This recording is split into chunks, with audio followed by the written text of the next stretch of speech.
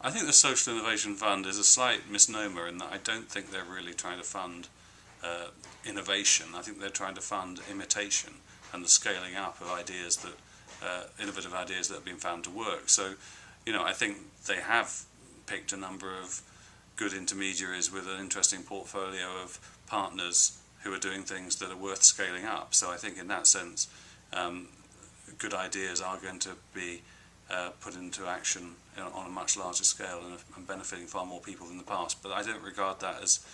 innovation in the classic sense.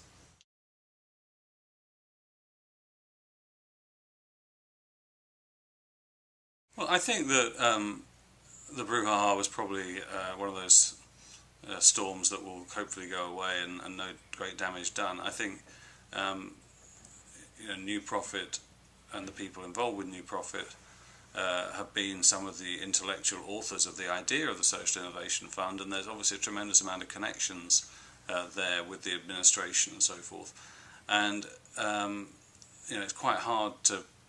be completely pure in terms of separating them out in the process, but people seem to have recused themselves from key decisions.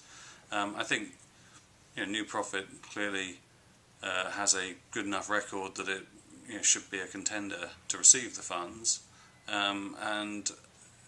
one of the dangers, I guess, is that you get very bureaucratic, and in the end, in a desire to be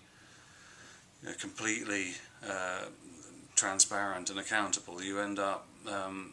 becoming so bureaucratic that actually you don't back the most innovative and useful and interesting players. So I think there's a difficult set of decisions here, but it would be a bit of a disaster if the Social Innovation Fund is born straight into a load of red tape that kills its ability to actually promote the best interesting ideas.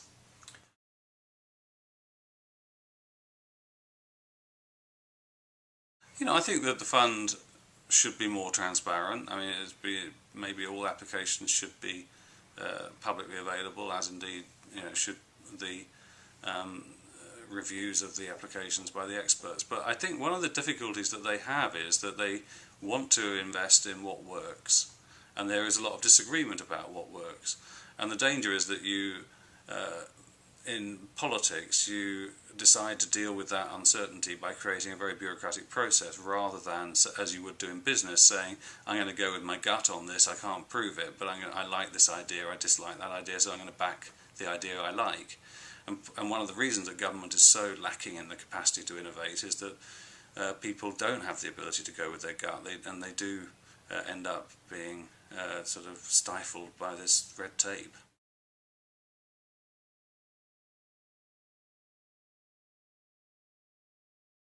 I think the SIF is an interesting model,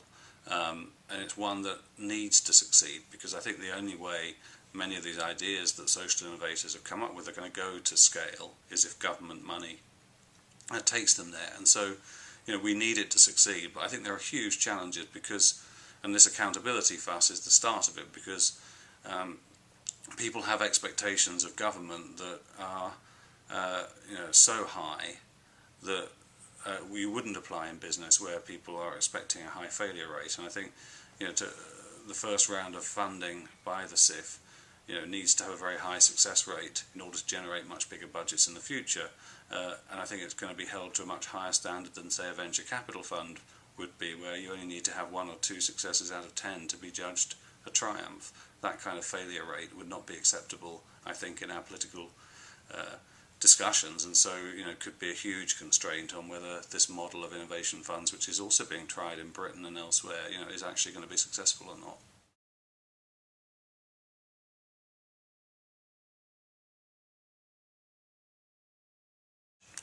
Well, I think that one of the interesting things about social innovation and the new partnership approaches with social entrepreneurs in the private sector is that this is a bipartisan thing. I think someone like Mayor Goldsmith, who was a Republican mayor, is into it. The Bush administration sort of was moving in this direction through its faith-based partnerships. In Britain, the Conservative Liberal coalition that's just been elected is going to pick up a whole load of initiatives around these partnerships that the Labour Party had put in place, and they're going to take it to the next level in what they're calling the big society. So I think this is about a fundamental long-term shift in how society goes about solving some of these problems, rather than a temporary political fad. So there'll be some political battles along the way, no doubt, and there would be slightly different flavours depending on who's in government, but fundamentally this partnership model is going to be the way ahead, I think.